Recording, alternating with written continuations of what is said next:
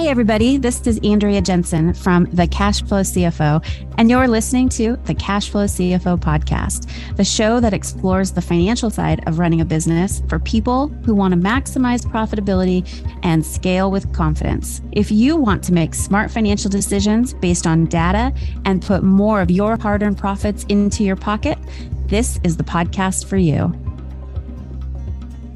Hey everyone, it's Andrea, and our guest for today is Bryce Keffeler. As managing partner at Do Wealth, Bryce leads the firm's day-to-day operations, driving innovation and excellence. With a track record of building and scaling both the advisory and investment consulting divisions, Bryce brings a wealth of experience to Do Wealth management. Before joining Do Wealth, Bryce honed his skills in financial planning and analysis and mergers and acquisitions as a senior business analyst at Intel Corporation. Bryce holds a Bachelor of Science in Finance and Entrepreneurship with honors from the University of Arizona and an MBA from the Arizona State University. He is a certified financial planner, chartered financial consultant, a certified exit planning advisor, and a chartered life underwriter. So basically, this guy knows his stuff. As a native Arizonian, Bryce has deep roots in the Valley with most of his immediate family nearby. He's passionate about spending time with his twin boys, who are how old now? Turning 1 in 2 days. Oh, it's so exciting. I love it. So I think, Bryce, the one thing that is in your bio that I think is really important here is you are the son of an entrepreneur. And I love I am also the daughter of entrepreneurial parents and family. And so having those two experiences combined with all the degrees and all the education and all the things that you have, created and started in your career, and then also that real life experience is just so exciting to add depth to this conversation that we're going to have today. So welcome to the show. I'm excited to have you on. Yeah, thanks so much. Excited to be here and hopefully add a few pieces of nuggets to everyone. Yeah, absolutely. So, most of our audience are business owners. And I think what Do Wealth is, I'd love for you to start off and explain that, because it's not just your traditional wealth advisory business. So let's start there. That'll give some context, and then we can dive into some questions that I have of what I'd love to share with our listeners today. Yeah, of course. So Do Wealth Management, what we do is work with 7 to 9 figure entrepreneurs, founders, and operators. And really the problem that we solve is, as an entrepreneur over time, you've accumulated a lot of different professionals around you. Think your insurance agent, your CPA, your investment advisor. You've got this team of professionals around you, but they're most likely not all A players. They're not collaborating, and they're not being proactively planning on your behalf. And so this was the problem statement, which leads to most likely you're overpaying in taxes, your assets are exposed to creditors and predators, you're not optimizing your cash flow, you don't have a holistic investment strategy. And this really was the same issue that billionaires faced themselves, and that they solved through the creation of a family office. And that was created by J.D. Rockefeller in 1882. And really what J.D. Rockefeller wanted to do was put all of those professionals in one office working for solely his family, hence the term a family office. Because at that time, everyone was actually working in the office together, right? And so J.D. Rockefeller created a structure. He's got all A players working full-time for his family to help protect, manage, and grow their wealth. And that really caught fire. And now you fast forward to today, every single billionaire has this family office structure, whether it's Elon Musk, you got Bill Gates, Jeff Bezos, Oprah Winfrey. I mean, every single billionaire has their own family office, which again is helping them protect, manage, and grow their wealth with that team on full-time payroll for that billionaire family. But the problem for entrepreneurs that we work with is it takes about $200 million in liquid net worth to create your own family office, because the run rate expense starts about $2 million a year to run and operate a family office. And Elon Musk's family office reportedly is running at a $30 million operating budget per year. So that's very expensive. So that's the issue. So what do you do? And then that's really where our business comes in. It says, hey, if this is the best approach to managing wealth that the billionaires have solved, what if we were to fractionalize this model, just like what you do, right? Fractionalizing the CFO piece of it. What if we fractionalize the family office model? And so that's what we've created, a fractional family office that provides all of those different services to 7 to 9 figure entrepreneurs. So again, high level, taking the billionaire approach to wealth management down to 7 to 9 figure entrepreneurs. And I love that. I love that. It's such a great concept for so many reasons, especially because, we work on the business side of being that kind of quarterback for the business. We're working with, their insurance, their CPA, their tax strategy, the implementation, the documentation of that tax strategy within the business. We're looking at how do we make that business model more profitable. You're looking at it from more of a holistic, bringing in the personal side of that too, and looking at, who are all of the professionals that are supporting this one goal for the individual, and how are we streamlining that? And also, I think the other piece that you didn't mention is how much time you save for the business owner, right? Because you're leading the charge and having that conversation with each of those different professionals to make sure everybody's on the same page. And that right there is just so valuable as well. Yeah, 100%. We call that the time energy shield. And that's we call it the linchpin partner, the manager of the fractional family office. That's the role that our advisors play. And it's modeled off of the role that the CEO of the billionaires family office. So every family office has a CEO, and that CEO is really going to be the liaison between the creator of the wealth, the entrepreneur who creates the wealth, and then the actual tacticians who sit in the office all day, help protect, manage, and grow all the investments. And so that CEO function is really the role that our advisors play. And like you said, it's not just optimizing the wealth creation, the wealth preservation, but then also protecting the entrepreneur's most valuable asset, their time, and even more important, their energy. Because a lot of entrepreneurs don't want to be sitting in the middle of that wheel managing all these professionals. They just want the outcomes that come with a well-oiled machine. And I think the analogy is so perfect aligned with your business because, as you mentioned, we're at the hub of the entire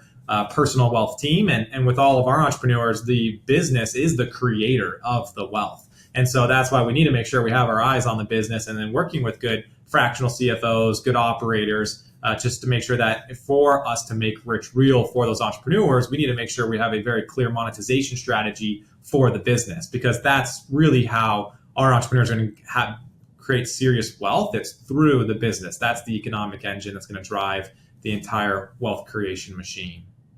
Mm-hmm. Yeah, absolutely. Absolutely.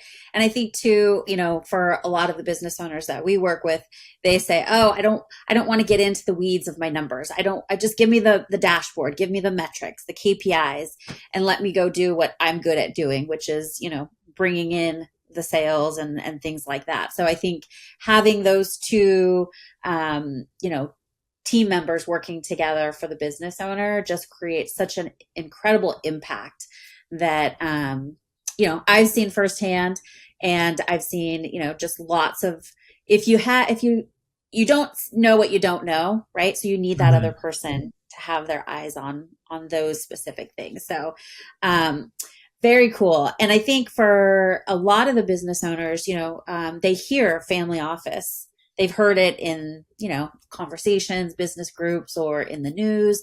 And a lot of times when I bring up the concept to our clients, they're kind of like, yeah, what is that again? So this is good for everyone to just kind of hear what the service provides, and also just kind of how it came to be. And how it's accessible, which I love that you guys have made this accessible to, not having to have that much in net worth to have this team working for you. So that's really cool. So I'd love to find out a little bit, like, how did you end up down this career path? I know you were working at Intel, and when I was reading your bio, I put two and two together because I was like, oh, that's probably where you met your wife, right? Were you guys both working there? Yeah, so actually my wife ended up working at Intel after I was long gone. Oh, gotcha. But yeah, so I was, like, as you mentioned, the son of an entrepreneur, a business owner. And so, a story I like to tell is when I remember being 14 years old, I have 3 sisters, and Rich Dad, Poor Dad was a book assignment we all received when we were in high school. And so, at my kind of family dinner table, which was one of those family dinner tables where you had to ask to be excused, We were reviewing or reading Rich Dad Poor Dad. We would talk about it, every week as we were, getting through it over a few months. And really, we got an education in business and in leveraging capital and in how to really make your money work for you and really leverage other resources as well. And I think that was something that, when you're growing up is just the way that you think the world works and everyone's educated that way. And that's the lens through which everyone sees the world. But of course, as you go off to college, you see what a unique perspective and how fortunate I was to grow up in that type of household. So the business language was kind of ingrained in me ever since I was really young. I mean, being around my dad, I remember he also required us all to work for him within the office. He would jack up the withholdings as high as he could on our W-2 because he wanted us to understand what FICA was and, how taxes work. And, you're getting paid $8 an hour from him, but really the take home was a lot less. And so he really was important to give you real world exposure and educate you through application and not just through words. Because I think when you're 16 years old, it's hard to lecture your children about, how the real world works and how business works. So that being said, business was always ingrained in my DNA. I went to the University of Arizona, studied finance, entrepreneurship, went the corporate finance route. And really, I loved working there. That was Intel's really struggling now, but at that time they were performing very well. But really, I was kind of missing the whole why, because our charter there was number one, to keep Intel legal, and number two was to maximize earnings per share. And so I wasn't really hooked on the mission and the vision. And I wanted just to see, what could I create if I either went out on my own or did something with some smart partners. And that's where I stumbled into the world of financial planning. I didn't even know this world existed because my parents managed all of their stuff in-house. They managed their team of professionals. They are what we would call today in our business an air traffic controller, that they've got a good team around them, but they're the ones who are making sure the planes don't crash and that all the strategies are working out. And had the time and the interest in doing that.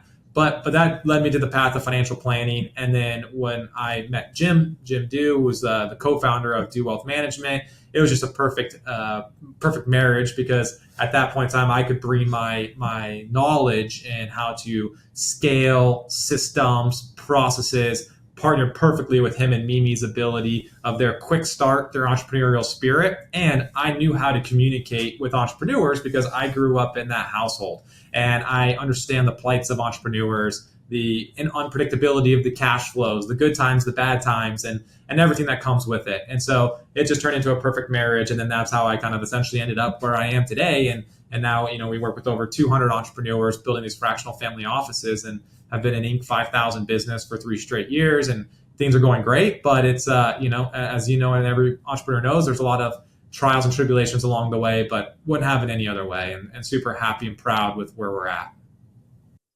Yeah, I love that. That's such a, mine was very different. Mine was in a restaurant when I was growing up. My parents owned a restaurant. I was washing dishes at 14. That's how I learned the world of customer service and running a business. So very cool. I think that experience is just so valuable, especially when you're, you have to be able to empathize with an entrepreneur, and you also have to have the foresight to know that the decisions that they make financially in their business greatly affect them personally, on a personal finance level, and vice versa. And so I think, a lot of financial professionals miss that connection because they just don't have that real world understanding of how it ebbs and flows, right? One year you might have a great summer trip, family trip, and the next year you might not because the economy or whatever it may be, right? So I think that's really, really cool that you have that experience and background to bring in and marry with your professional experience. So let me ask you, you work with a lot of businesses, and you have what I love to call like the best business school experience possible, because you get to see so many different industries, so many different types of business owners, risk tolerance, just the way they make decisions, just all this really cool stuff. What is something that you're seeing that's working well in today's environment, in business environment, that you're seeing some of your clients that are being really successful, that they're either implementing or changing or doubling down on in this time? Yeah, I think this will be music to your ears, but focusing on profit instead of revenue. And I think really over the last few years, there's been a huge shift within within the market overall, from a kind of a buyer's and a seller's perspective, that the market no longer values just revenue growth. And that's obviously a blanket statement. There are some industries like SaaS where that's not necessarily true, but by and hold, a lot of entrepreneurs were really just chasing top line growth, and they were willing to sacrifice their margin structure. And so they were acquiring customers unprofitably. Their customer acquisition costs were too high. Their return on ad spend was too low. And really that's pivoted over the last 2 years, where a lot of entrepreneurs have gotten the message that if I'm not going to be valued based off of my revenue growth or my revenue multiples, then why am I chasing this? Because it's also not enhancing my life, because it's about what we keep, not what we make, that really matters. And so I think the biggest thing that I've seen is a really across the board shift in almost every single industry, that people are more focused on bottom line, and they're willing to accept, even if you don't grow your revenue, but you can increase your profit margins, you are making more money. And so that's really, I think, been a big shift that I've seen over the last 2 years. And a lot of that's also just been because of just the client acquisition environment is rapidly changing.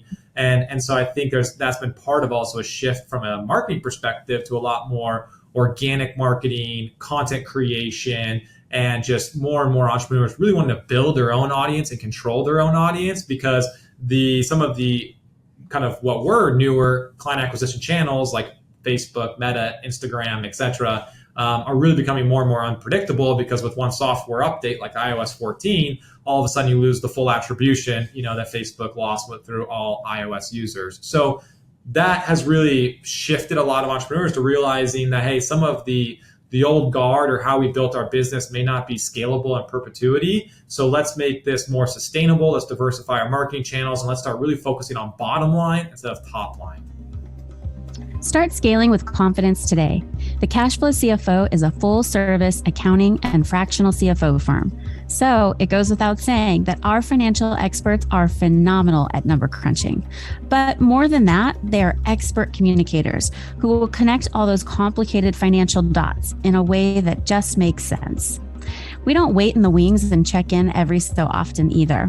With our boutique approach, we position ourselves front and center, watching over every dollar that comes in and out of your business as if it was our own. So if your business is making money and you're ready to take it to the next level, but you're not sure you completely understand your numbers, and you're looking for that trusted guide to help you build a roadmap to reach your financial goals, it sounds like we would be a great fit. Visit thecashflowcfo.com and let's get started empowering you to build and scale your business the way you want to today. At the end of the day, that is what matters. And you're not going to continue to grow your revenue if you don't have the money to invest in it, right? Yep. And that comes out of your profit bucket. When we talk about every dollar in revenue is going to go into one of four places: your cost of goods sold to service your sale, your G&A, your marketing, or your profit. And that profit is, you've got to have a plan for how you're reinvesting back in a strategic way that's not affecting your operating cash flows. So I love that. And I think that there were some mixed messages in business circles about, just grow your top line, the rest will follow. And that's not true. You have to strategically put things in place to have a profitable business model, and not all models are profitable. And so that's the other thing that I think businesses just assumed that they would be, and they came out the other end of that really getting a hard lesson in business, because they were doing things that just didn't contribute to being a good steward of the money that they were bringing in. A lot of times we see clients overstaffed, or not clear on what it takes to deliver what it is that they're selling, and so their COGS are too high, which doesn't leave enough margin left over to run the business and be profitable and look at your marketing. And then also when we talk about marketing, understanding what is your customer acquisition cost, and how many new customers do you need to hit your revenue goals. And for them to kind of see that correlation, I think you can see the light bulb go on, when it's mapped out that way. But I just don't think enough businesses, like whether you're in a coaching program or wherever you're at that you're learning this stuff, they don't connect the dots in that way. So I'm glad that you're seeing that. You're seeing that in the businesses that you're working with.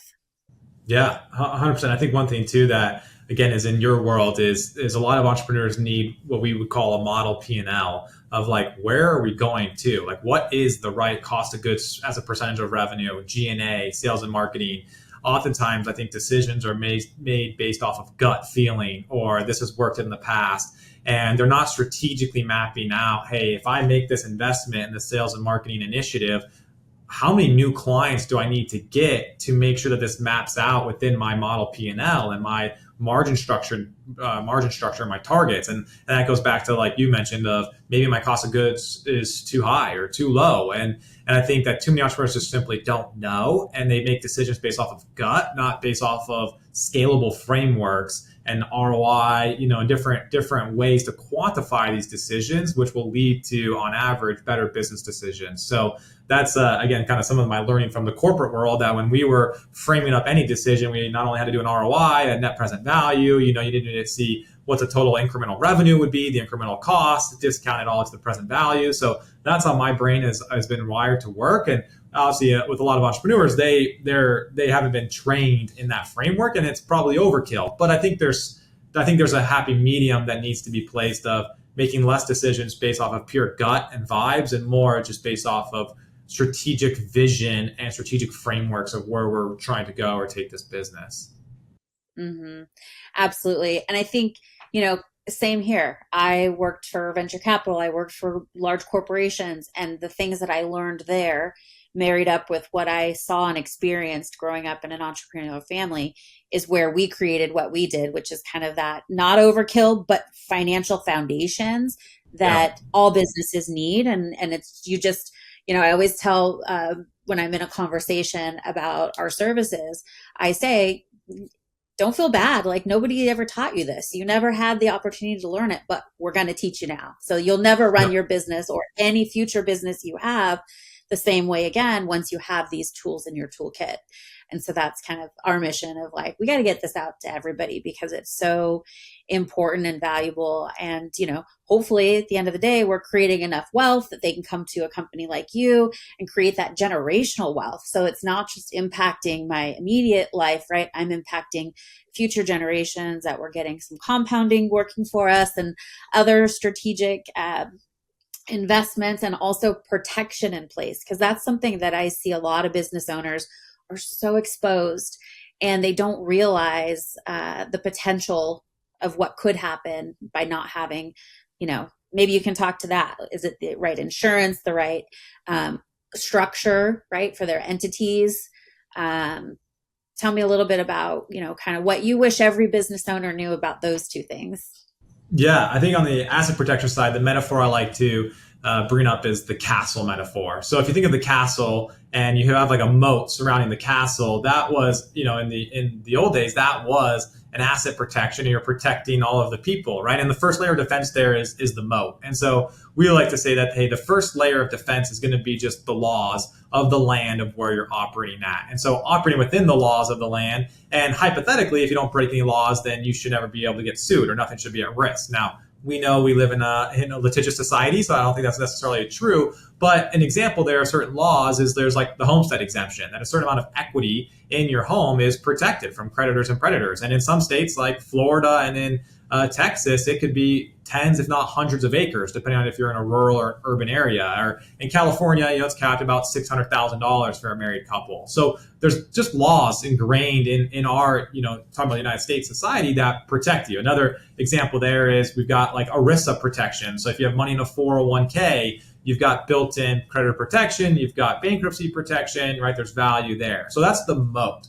And then the next thing you've got kind of the castle walls. And the castle walls is really the first line of defense if someone gets to the moat. And we like to describe that as being the insurance piece. So if it's on the personal side, you're going to have your auto insurance, your home insurance, your umbrella insurance. And then on the business side, you're going to have your general liability, your E&O, you're going to have, EPLI, your cyber, all of those types of insurance. So if you do break a law or if you are actually at fault for something, then the insurance is kind of that first real line of defense.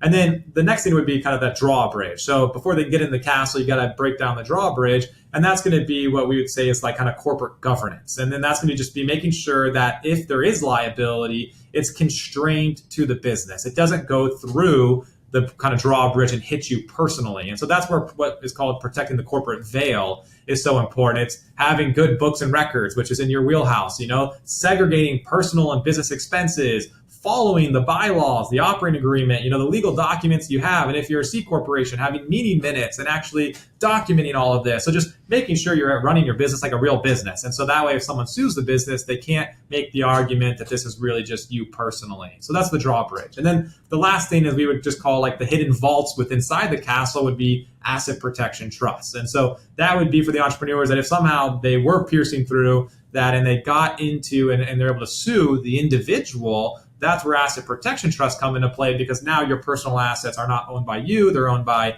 asset protection trusts. And so you have access to those investments and you have access to the capital, but it's not in your personal name. So that's kind of the last and the highest level of asset protection. So we kind of think about it in these layers and within that metaphor, because really it's like kind of starting at the basics. And then, as you build your wealth, you should be kind of moving throughout that journey. Because if you're just starting your journey, it doesn't make sense to create an asset protection trust because of the cost to start it, the administrative cost, the complexity, the additional tax return work. So that's where, right, it's like you don't want to go straight to the finish line, although that may sound the sexiest. It's not practical for most entrepreneurs to get there until they've built enough wealth where it makes sense to actually, pencil that out and to make that complexity and that cost investment on an annual basis. So that's the framework of how we like to think of asset protection. And one of the simplest things that we see in talking with other asset protection attorneys, like the best piece of advice I ever got from an asset protection attorney, which I think is relevant to every business owner, is don't leave too much cash in your business. And it's so simple.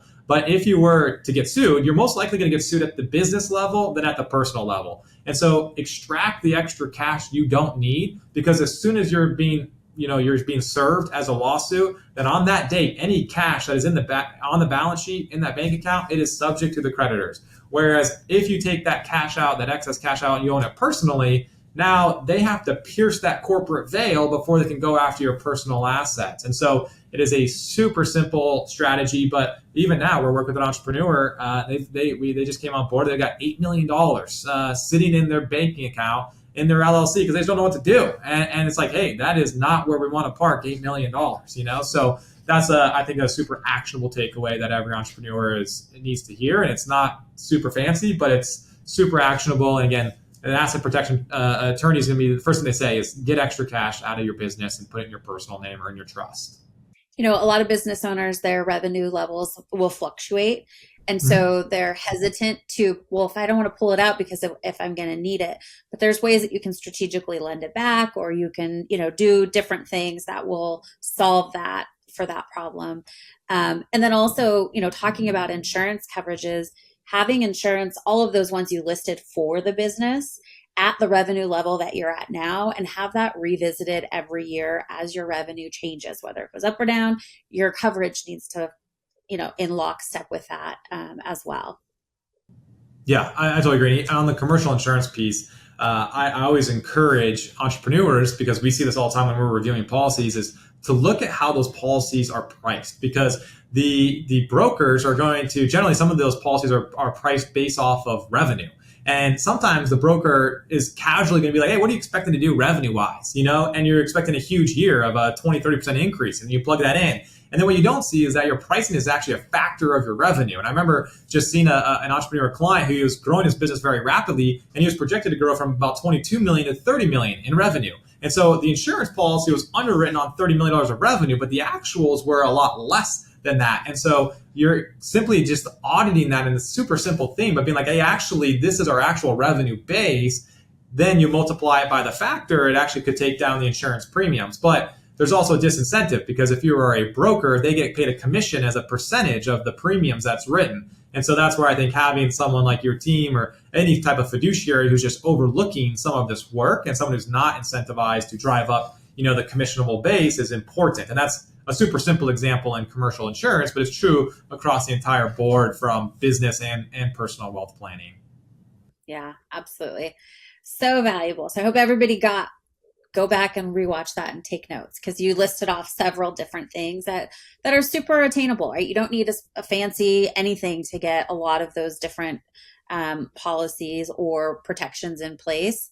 And I think that, we need to be thinking more about this, because I think the other thing that, we love to help our business owners understand is that their business is an asset, and that asset needs to be treated as such. And it needs to also have transferable value at some point in the future, right? When you are done, whether you're ready to retire or you want to sell your business for, you're ready to go do something different in life, having that asset that has the paper trail to show, yeah, I've treated this as an asset, I've protected it as an asset, and I've grown it as an asset, that now I can, because the value of your business is ultimately going to go up when you reduce risk of a future buyer. Right. And so all of these things, Bryce, that you're talking about, check the box for that as well. So it's got the dual benefit for you. Yeah, I can agree more. And I think the way that I always, I think as an entrepreneur, you start your journey and life's all about income. You just care about income. Like, I just need to get enough revenue to pay my bills, to break even. But I think that when you become a successful entrepreneur, you need to shift your mind frame from focusing on income to equity. And then understand the differences between income and equity, and the leverage that, like you mentioned, that your business is an asset. And as a simple example, if I'm making $500,000 a year of income or of profit, and let's say my business sells or is worth maybe 3 times profit, then 3 times the $500,000 is worth $1.5 million. Okay. Well, if I increase my income, my profit by $100,000, instead of making $500, I now make $600,000.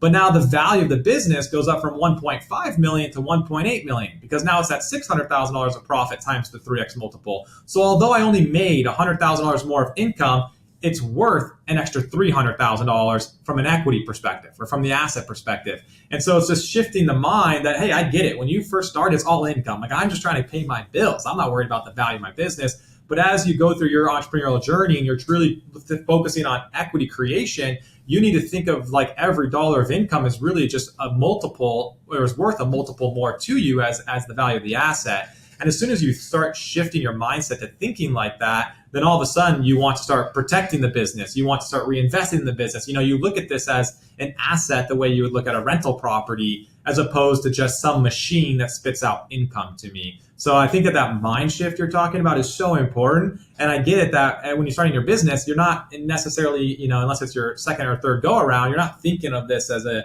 wealth building tool, so to speak, as an asset. You think of it as an income generating tool. Yep. So true. And, and that's one of the things that we love to do, is help our clients go from, have this idea of, I might want to sell, and we walk them through, an exercise that they just kind of go, oh yeah, I've been thinking about this all wrong. And now I'm going to hold it for another 2 or 3 years to really build that value. And then, that changes it, not only does it change the value, the sales price, the potential sales price, but also you could jump categories of buyers as that value increases, which tremendously changes the multiple. So instead of it being a 3, it could be a 7 or a 12, depending on, a lot of different factors. But all of those things are really important to be thinking about, having the right advisors around you and building that into your strategic 1, 3, 5 year financial plan with your business. And then also, when you're ready to sell it, you got to make sure you're buttoned up on the personal side so you can minimize tax. There's so much stuff that is the fun stuff for you and I. Probably scares most business owners. They're like, I just want to bury my head in the sand.